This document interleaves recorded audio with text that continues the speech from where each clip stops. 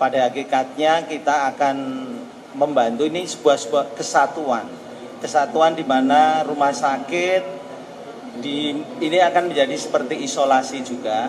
Jadi rumah sakit yang berkelebihan tapi keluhannya ringan, gejalanya ringan, sebenarnya tidak perlu di rumah sakit, bisa digeserkan ke sini sehingga rumah sakit bisa fokus menangani pasien-pasien yang kondisinya berat.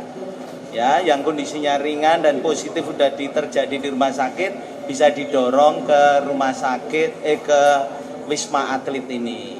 Sehingga di sini akan punya kemampuan untuk menampung orang yang bukan sakit berat, tapi yang sakit ringan yang membutuhkan perawatan. Kan kita bagi menjadi sakit berat atau severe, kemudian sakit yang ringan. Kalau dia tidak bisa mengisolasi, mengkarantina diri, bisa dilakukan di rumah sakit atau di Wisma Atlet ini. Kami menyiapkan untuk ribuan kamar untuk bisa dilakukan melewati mereka masa-masa sakit ringan itu dengan baik. Pertanyaannya Pak, apakah yang penyakit yang belum periksa ke rumah sakit bisa langsung ke sini?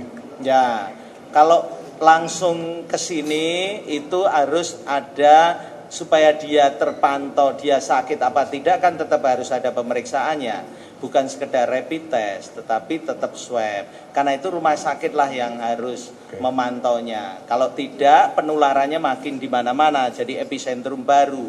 Jadi lebih baik rumah sakit yang akan mendorong ke sini sehingga sudah terseleksi mana yang bisa dirawat di sini. Karena di sini kan bagaimanapun bangun ICU di sini kan hampir tidak mungkin, terlalu besar. Sedangkan karena itu rumah sakit akan memisahkan mana yang bisa dirawat di Wisma Atlet ini akan kita rawat di Wisma Atlet.